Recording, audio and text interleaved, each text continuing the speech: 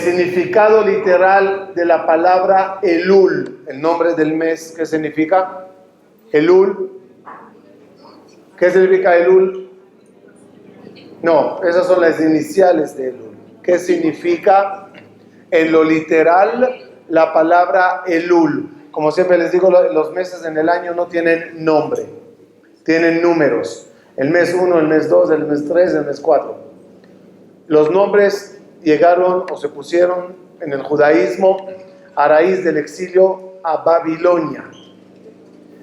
Por lo tanto, los nombres Elul, Tishrei, Heshvan, Kislev, Tevet no son nombres bíblicos. Son nombres que Jajamín pusieron para identificar los meses. Por lo tanto, Elul es una palabra en arameo, no en hebreo. Y Elul en arameo significa explorar, ya que cada uno se debe de explorar en estos días.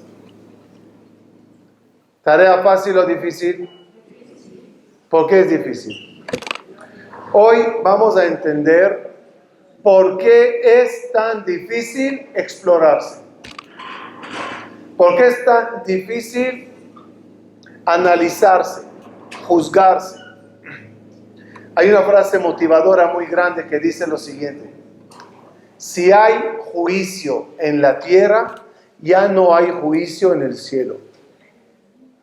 Quiere decir que cuando la persona se autojuzga acá y se autoanaliza, critica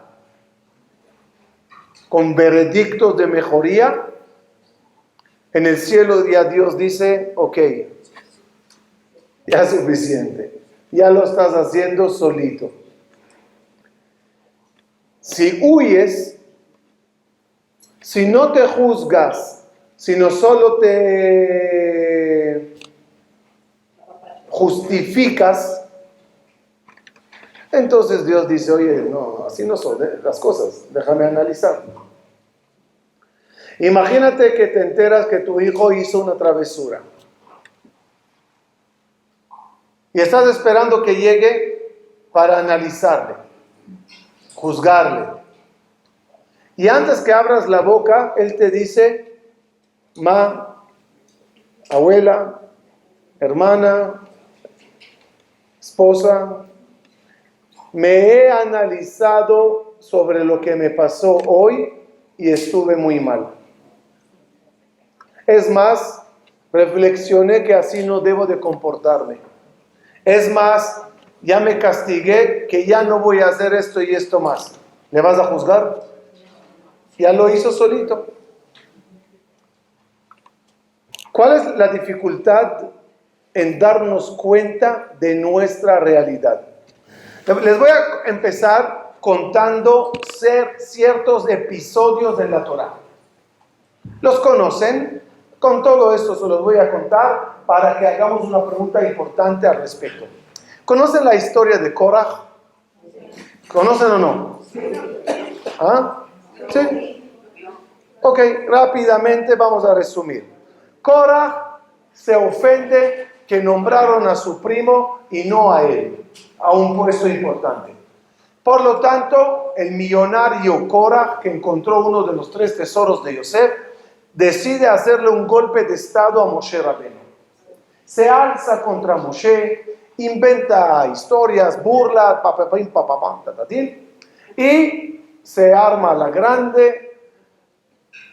Es castigado Korah de forma sobrenatural en un terremoto, digamos, que Akadosh Baruj Hu abre la tierra, se tragan todo, se queman, después que pasó todo el castigo a Korah, ¿se calmó la situación? No. Siguieron reclamando. ¿Cuál es el reclamo? ¿Quién te dijo a ti, Moshe, que Dios quiere a tu hermano Aarón como el líder religioso? A mejor yo, ¿por qué de la tribu de Leví deben de ser los sacerdotes? ¿Por qué no de otra tribu? ¿No se trata de palanca? Moshe decía: no, era la decisión de Dios. Aarón era el rabino de todos ustedes antes que yo llegué. ¿Cómo se resolvió el problema? Dijo Moshe, ¿saben qué? Cada tribu que traiga un palo, una rama seca, y veremos con nuestros ojos la rama que de repente florezca milagrosamente, es la tribu que Dios escoge. Va. Trajeron ramas, floreció la de la tribu de Leví de forma normal. Y ahí todos dijeron, ok, ahí está la señal que Dios quiere la tribu de Leví. Y ahí se arregló todo. Pregunta, ¿por qué Moshe, Dios, no ofrecieron la solución de la rama al principio? Apenas Korah se alzó, dirían, oye Señor, hagamos la prueba de la rama. Si lo harían antes, ¿qué ganaríamos? No muere, no catástrofe, no terremoto, no nada. ¿Por qué la solución de la rama no se hizo de un principio? Caso número 2. Eliyahu Anabí vivió en la época del rey Ahab. Estamos hablando a mediados del primer templo. Aprox, me agarren en números ahora, aprox 550, 600 años después que salimos de Egipto. Esa época vivió Eliyahu Anabí. El rey de Israel es un rey malvado llamado Ahab, idólatra. Él y su gabinete, idólatras. Cuando salimos de Egipto y entramos a la tierra de Israel para conquistarla, Yehoshua bin Nun, ¿cuál es la primera ciudad que conquistó de forma milagrosa? Hello. Jericó. Cayeron las murallas de forma anormal, milagrosa. Dice Yehoshua bin Nun, no toquen las ruinas de Jericó, que quede como prueba, testimonio para todas las generaciones, el milagro que aquí sucedió. Jericó, que no sea habitada, que no sea reconstruida. Maldito será el que la construya. Con la muerte de su primer hijo comenzará el trabajo, y con la muerte de su último hijo lo inaugurará, si es que lo hace. Esa era la maldición de Yoshua. Pasan años, 500 años, y llega un señor de la corte del rey Ahab, que se llama Hiel Bet Aeli. Y Hiel dice al rey Ahab, yo voy a construir Jericó. Le dice a Ahab, construyela. Apenas ponen la primera piedra, regresa Hiel a la casa y la mujer le dice, murió el hijo. ¿Qué pasó? Nada, fue a la playa, bandera negra, no había salvavidas, había marea, remolino, y murió. ¿Qué dice Giel? Le dije que no vaya a nadar allá. Sigue construyendo Jericó, murió el segundo. ¿Qué pasó? Ya sabes, COVID. Oye, tercero, ¿qué pasó? Ya estaba en la azotea, se cayó. ¿Pero por qué le dejaste subir a la azotea? Y así, 10 hijos. Él construye Jericó, inauguración de Jericó, muere el 10º hijo. Viene Eliyahu Anabí a la Shivá. Eliyahu Anabí es odiado por el rey Ahab. Se para Eliyahu Anabí y dice, pues ahí está lo que dijo Yehoshua bin Nun. Se levanta el rey Ahab, que estaba presente en la Shivá, y le dice a Eliyahu Anabí, a ver, tú dices que esto fue la maldición de Yoshua y no es casualidad. Te hago una pregunta. ¿El alumno no es menos que el rabino? Dice Eliyahu Anabí, sí, es muy probable. Dime entonces, le pregunta a Ahab delante de todo el público, ¿por qué la maldición del alumno Yehoshua se cumplió? Y la maldición del maestro Moshe Rabenu, que dijo que si haríamos idolatría dejaría de llover, He aquí que yo y mi pueblo no paramos de hacer idolatría y mashallah, mira cuánto lluvia. Le dijo Eliyahu a Nabí, tienes razón, no lloverá más. Y 3 años Israel sufrió de una de las peores sequías de la historia. Después de 3 años, cuando la cosa está caótica, se encuentran el rey Ahab y Eliyahu Anabí. Le dice a Ahab a Eliyahu Anabí, eres la pesadilla del pueblo de Israel. Le dijo, ¿yo? ¿Serás tú? O tú por tu maldición de la lluvia. Le dijo, tú por tu idolatría. Es que yo creo en los ídolos. Pues yo creo en Dios.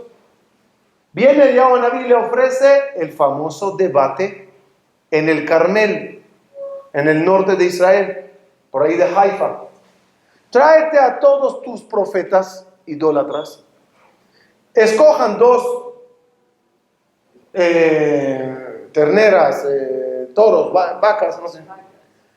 Sacrifíquenlo ustedes a la idolatría, yo se lo sacrificaré a Dios y vamos a ver quién logrará que un fuego sobrenatural baje y consuma delante de todo el pueblo de Israel el sacrificio. Si ustedes con vuestra idolatría o yo con Dios. Va, dice Ahab. Todo a Israel congregado en el norte. Una escena de las más grandes. Hacen, obviamente fallan, paréntesis, ¿por qué fallan? ¿En qué confiaron para hacerlo? ¿En qué confió el rey Ahab que va a funcionar? Dice el Jajamín, Giel Beta Eli, el mismo, estaba escondido debajo del altar para prender fuego. Y una serpiente le mordió y murió ahí. Y ellos gritaban, ¡fuego, fuego! Y Eliyahu Anabí les decía, griten más fuerte, a lo mejor estoy durmiendo. Y Eliyahu Anabí lo logra, y todo Israel vuelve en Teshuvá, matan a los 450 profetas falsos, y empieza a llover y a llover. Pregunta. ¿Por qué Eliyahu Anabí no ofreció al rey Ahab el debate 3 años antes? ¿Para qué sufrir sequía? Para hacer un debate. Primera pregunta, ¿por qué Korah no se le hizo la prueba de las flores antes? Segunda pregunta, ¿por qué la prueba del Carmel no se hizo antes? Tercera pregunta, ¿por qué Moshe Rabenu, cuando ve el becerro, rompe las tablas de la ley y baja, reclama, grita, mata a los pecadores y tritura el becerro? Que deje las tablas de la ley, baje, hable, grite, mate, triture, y todo se arregló, y así no se perdió las tablas de la ley. 3 preguntas, una respuesta. La respuesta la trae Rabbi Eliyahu Lopian. Dice un concepto, créanme, no saben cuántas cosas en la vida personal, general, histórica, se entienden con este concepto. ¿Listas? ¿Quién me puede explicar en palabras simples qué es euforia? ¿Qué es euforia? ¿Euforia siempre es alegría?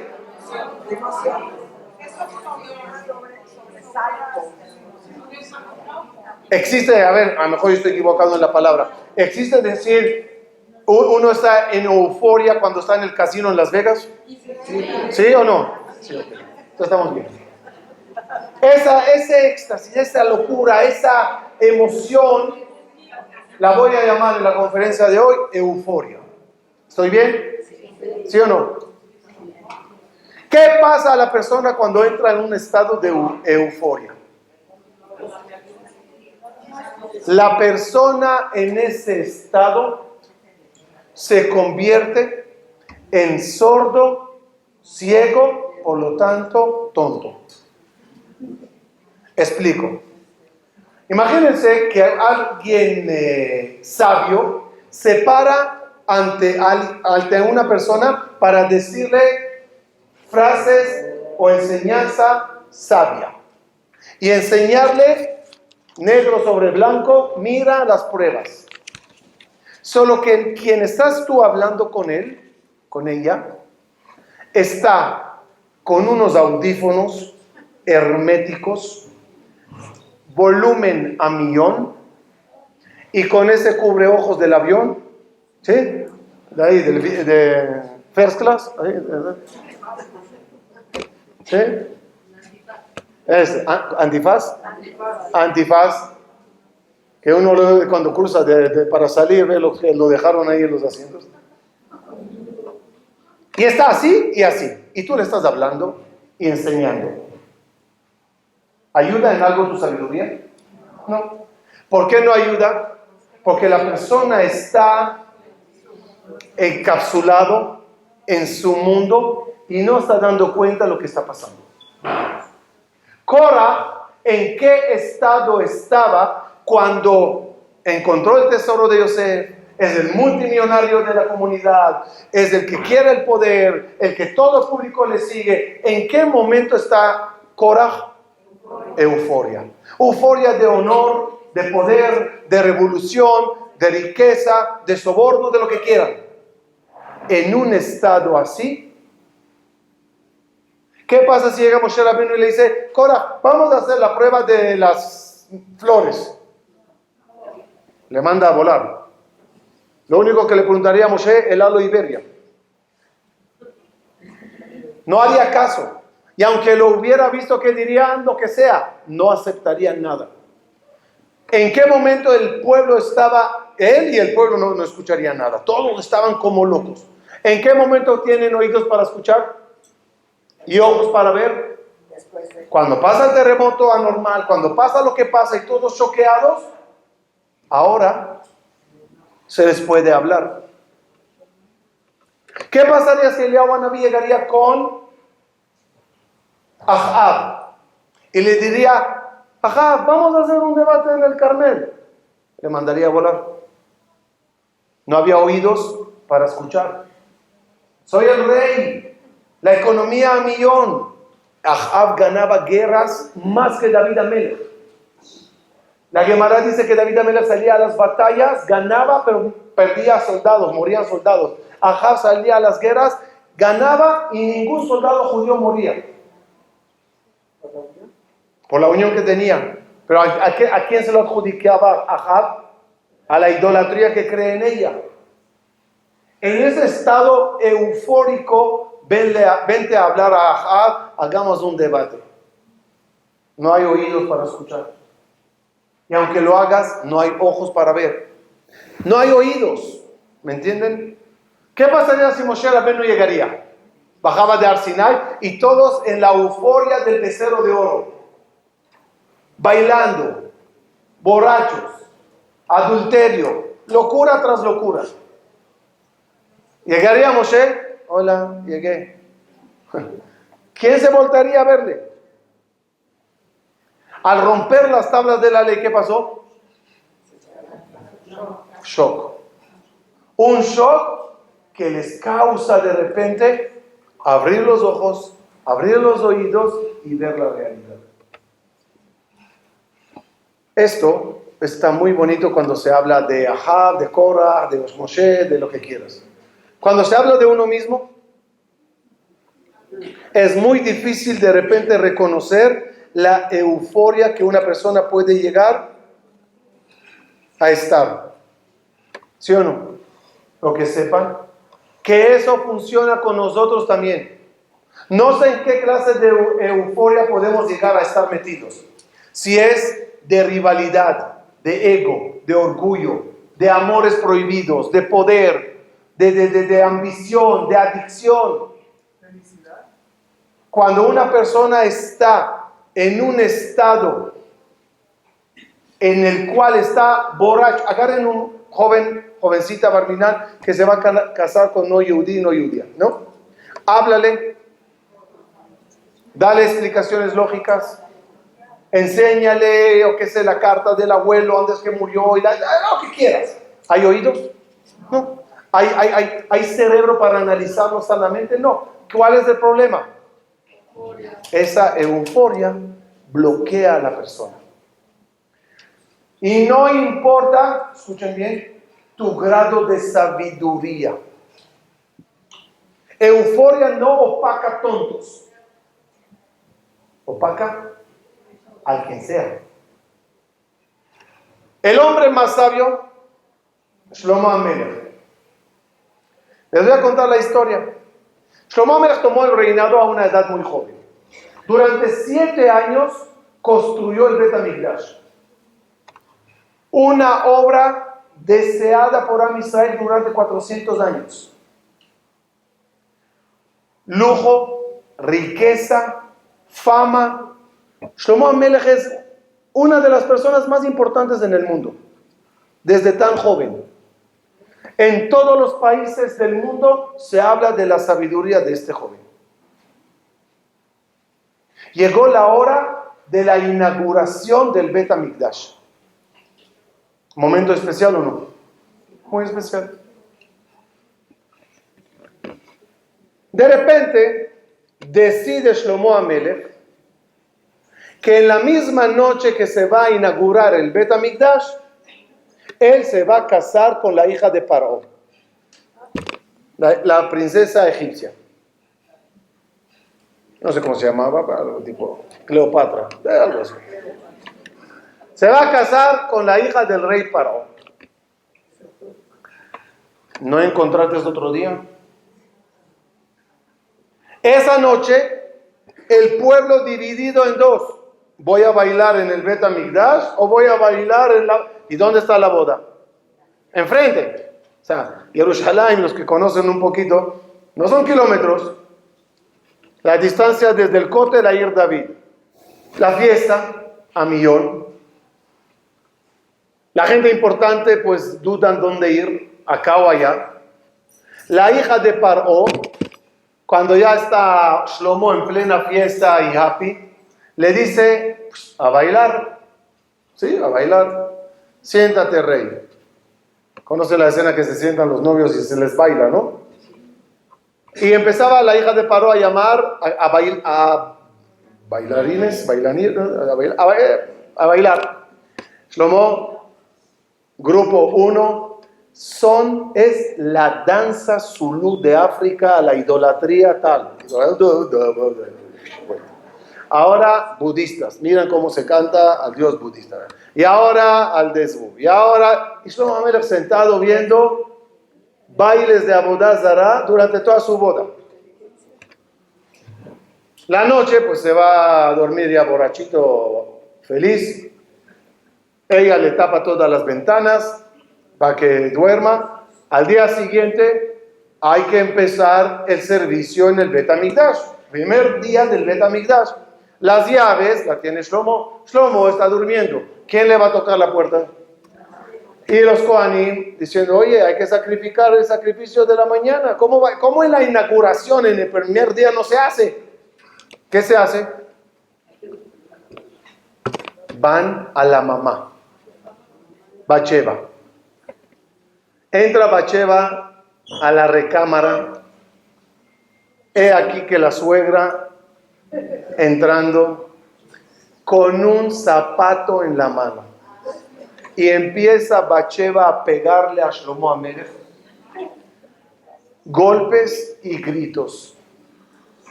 ¿Qué van a decir? Tu papá era tzadik. Ahora el hijo salió así. ¿Culpa de quién es? No del papá. El papá era tzadik. Culpa mía. Y todos me dirán que es por mi culpa. Y pacata y tacata. Le amarró al poste. Le amarró a un poste y le empezó a pegar. Hasta que Shlomo HaMelech escribió en Kohelet: Kibar anoji meish, soy el hombre más tonto de cualquier otra persona. Velo binat adam li, no sabiduría de humano tengo yo. Como diciendo, soy un animal. Shlomo HaMelech lo escribe.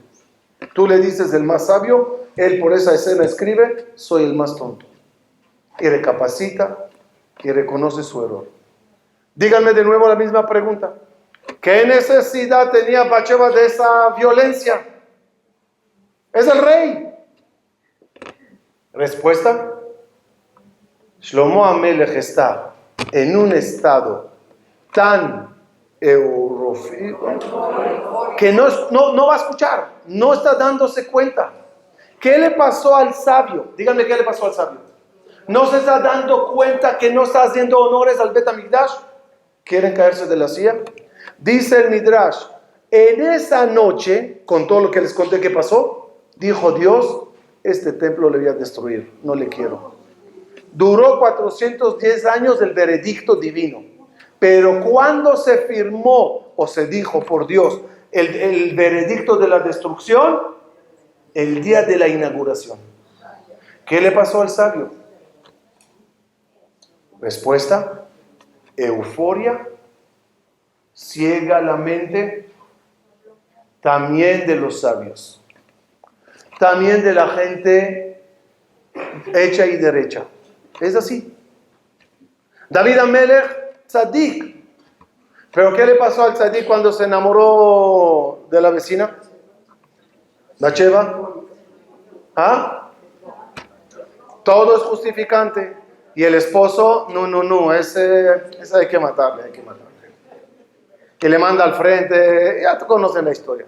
¿Qué le pasó a David HaMelech? No se dio cuenta de lo malo que hizo. Ok, era divorciada porque cada soldado daba divorcio antes de salir a la guerra, pero ¿cómo se dio cuenta David del error? Cuando llega el profeta Natán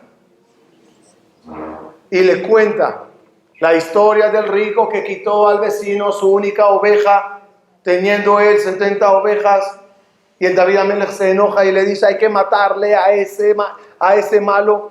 Y el profeta, ¿qué le dice? Pues eres tú. Ahí de repente David recapacita. Dice la parashá que leímos, el rey no podrá tener muchos caballos, no podrá tener mucho dinero y no podrá tener muchas mujeres. Caballos, hace falta que tenga el ejército. Dinero, hace falta que tenga el gobierno. Pero personalmente, si el rey entra en la euforia de más y más caballos, de más y más dinero, de más y más mujeres, no es bueno para su cerebro. Shlomo HaMelech se dio cuenta de su error, pero después de muchos golpes y errores. La idolatría al final, ¿quién la introdujo en el pueblo de Israel? Las esposas de Shlomo HaMelech, desde los bailes en la boda y todas las princesas que cada una traía a su ídolo. ¿No te das cuenta, Shlomo? ¿No te das cuenta? ¿No ves? ¿No ves que el palacio se convirtió en una feria de idolatría? Cada cuarto con otro incenso. ¿No lo ves? No lo ve. ¿Cómo es que no lo ve? Otra vez. ¿Cómo cuadra la controversia de decir el hombre más sabio y traer pruebas de las cosas más tontas que hizo? Respuesta, no tiene que ver. Uno puede ser muy sabio, muy sabia, y en el momento que entró en una euforia, todo se cae. Leí el viernes algo impresionante. Como Teshuvah escribió Shlomo HaMelech el Shir HaShirim. ¿Cuántos versículos tiene Shir HaShirim? ¿Cuántos versículos? No capítulos. ¿Cuántos versículos tiene Shir HaShirim? Muy bien, 117. Por Shlomo HaMelech, que todo lo tenía muy calculado. Dicen Jajamín. Dijo la Torah, no muchas mujeres, no muchos caballos, no mucho dinero. Y Shlomo HaMelech transgredió los tres. Por transgredir una ley de la Torah, ¿qué castigo había? 39 latigazos.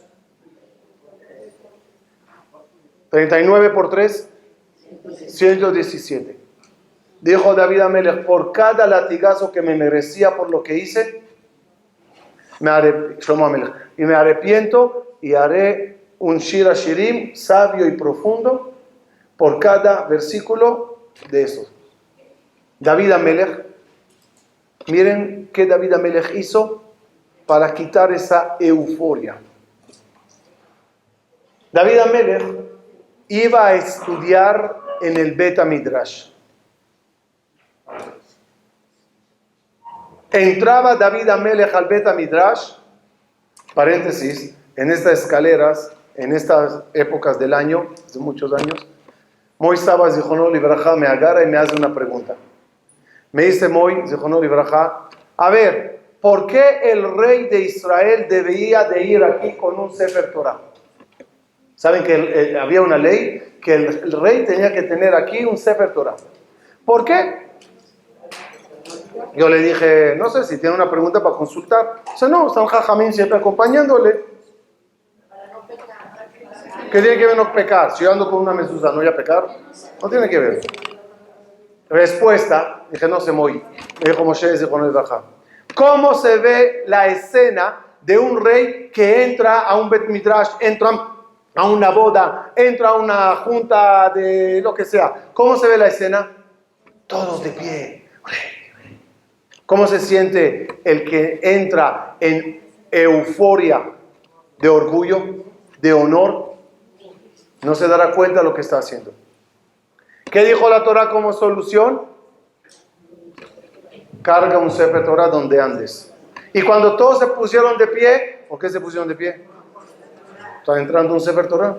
No es por ti. Bájale. Bájale. ¿Saben cómo se dice Amidá? ¿Sí o no? Amidá, ¿no saben? ¿Cuántas veces se inclina uno en Amidá? 4 veces. 2 al principio, 2 al final. El sumo sacerdote se inclina 19 veces. Baruch ata Hashem honen ad-da'at. Baruch ata Hashem mevarech hashanim. Cada verajá agacha cabeza. El rey Hashem sefatay tiftah u'yid elatecha. Baruch ata Hashem ose shalom bimromah. Toda la amidá agachado. Termina amidá geropráctico. ¿Cuál es el motivo?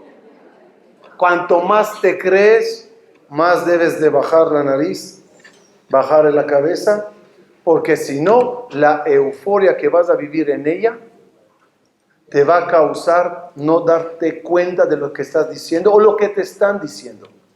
No vas a ver la realidad.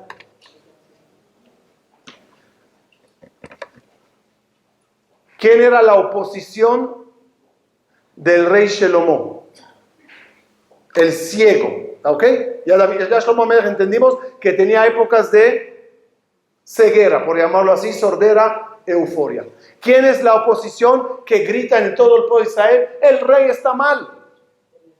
Jeroboam ben Nebat.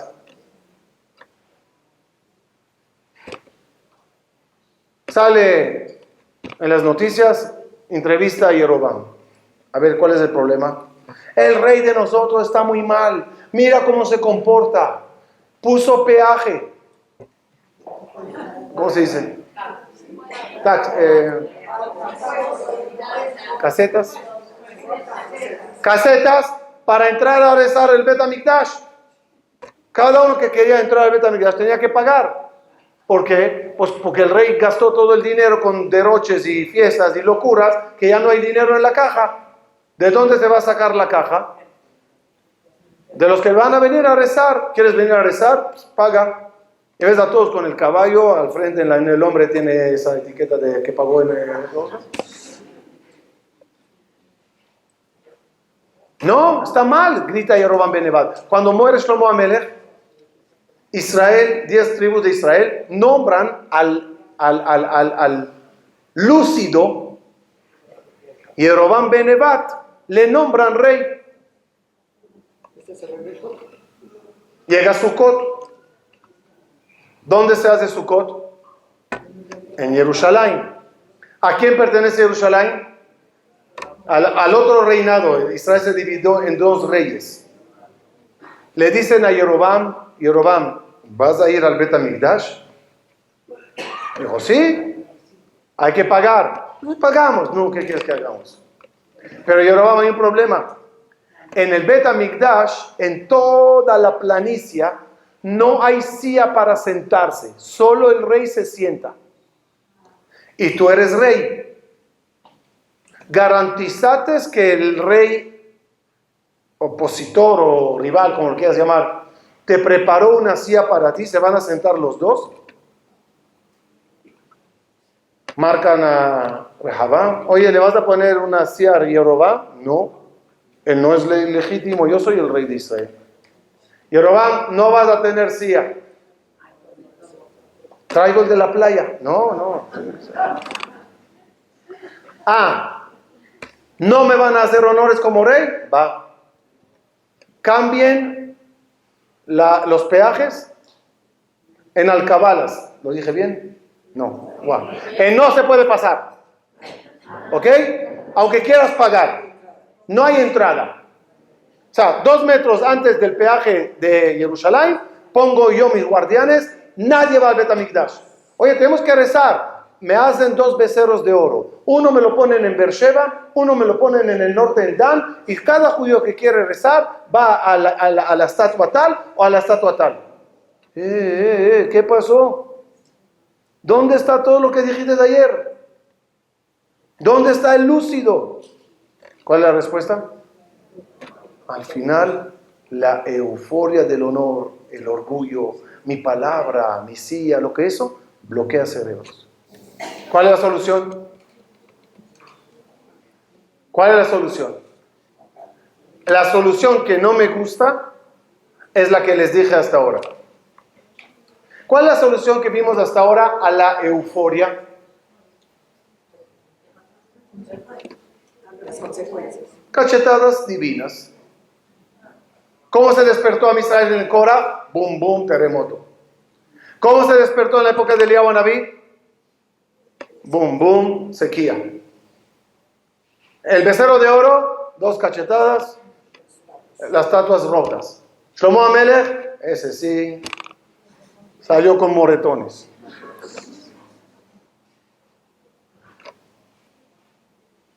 No quiero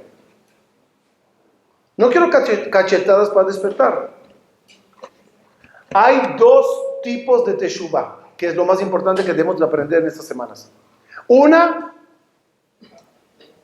Dodi li va'ani lo. Así dice el versículo. Dios para mí y yo para Él. ¿Qué quiere decir? Él me despierta y yo, al despertar, me acerco así a Él. ¿Cómo se llama este concepto en palabras cabalísticas? Teshuvah, Itaruta de Le'ela. Dios decide despertarme. No quiero. ¿Cuál es la otra solución? Quítate los audífonos. Quítate el antifaz. Y empieza a escuchar y a ver. ¿Fácil o difícil? Difícil.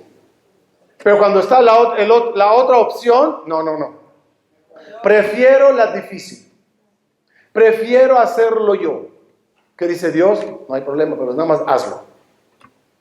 Intenta quitarte el efecto negativo de la euforia. Intenta escuchar la verdad sin negación. Intenta ver la verdad como la Torah te lo presenta, como Akadosh Baruj Hu te lo enseñó, como tus abuelos te lo transmitieron.